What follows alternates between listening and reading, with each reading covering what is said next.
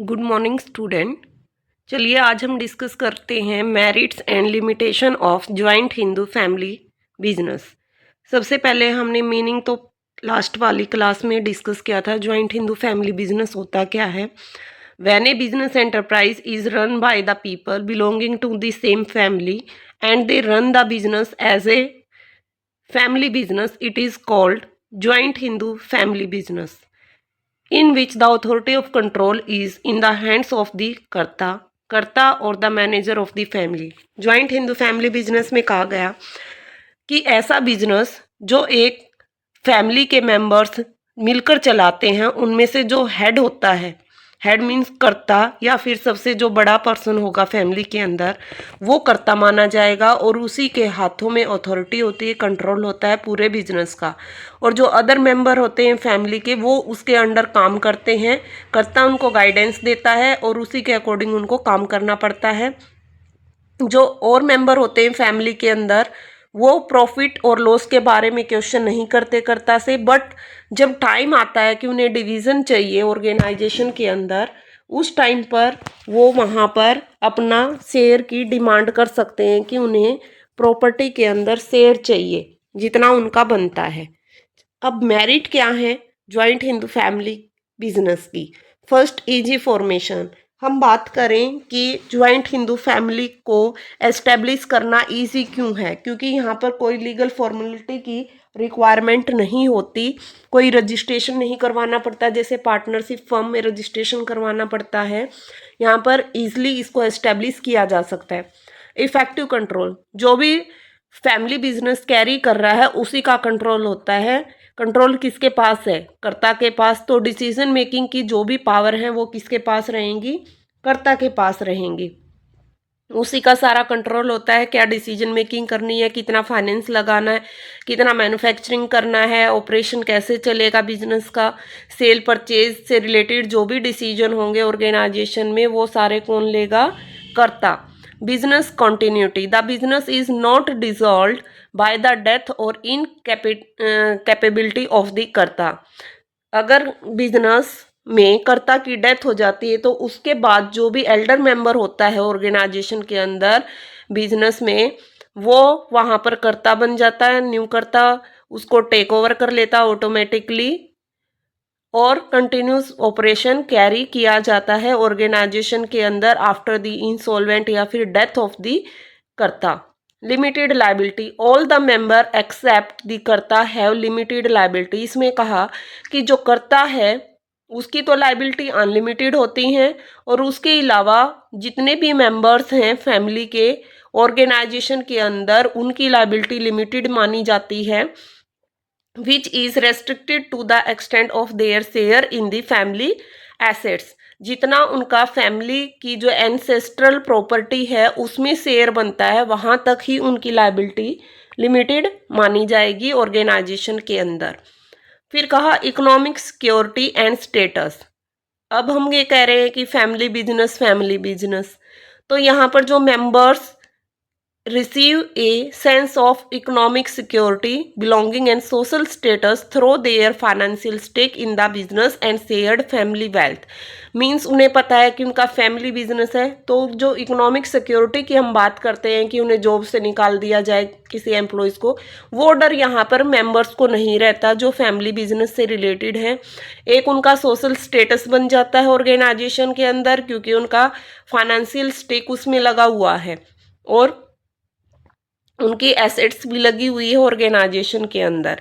फिर कहा emotional support, the joint family system provide a strong support network offering emotional guidance and solace during difficult times for all the members. इसमें कहा कि emotional support तो होता ही है joint family business के अंदर, वे एक दूसरे की हेल्प करते हैं, जो फैमिली मेंबर्स होते हैं एक दूसरे को गाइडेंस प्रोवाइड करते हैं और जब डिफ़िकल्ट टाइम्स आता है तो वो वहाँ पर एक दूसरे को हेल्प भी करते हैं। Loyalty and cooperation, the shared family bond foster strong loyalty and commitment among members which can lead to better coordination and dedication to the business success. इसमें कहा एक बॉन्ड एस्टेब्लिश होता है जो लॉयल्टी होती है या फिर कमिटमेंट होता है अमंग दी मेंबर्स, क्योंकि वो एक दूसरे के साथ फैमिली के अंदर भी रहते हैं और ऑर्गेनाइजेशन में भी एक दूसरे के साथ मिलकर कोऑर्डिनेशन के साथ काम करते हैं, जिससे बिजनेस की सक्सेस ग्रो करती है। Next, limitation of joint Hindu family business. Limitation क्या? Limited resources. Joint family business face the problem of limited capital as it depend mainly on ancestral property. इसमें कहा कि अगर हम ज्वाइंट फैमिली बिजनेस कैरी कर रहे हैं तो लिमिटेड रिसोर्सेज होते हैं। Limited resources in the sense of finance resource, कि जितनी उनके एंसेस्ट्रल प्रॉपर्टी है वो फाइनेंस रिसोर्सेज वहाँ तक ही डिपेंड करते हैं। अगर फर्दर हम चाहें कि हमें अपने बिजनेस को एक्सपेंड करना है या फिर इन्वेस्टमेंट बढ़ानी है ऑर्गेनाइजेशन के अंदर, तो वो हम नहीं कर सकते क्योंकि हमारे रिसोर्सेज लिमिटेड हैं।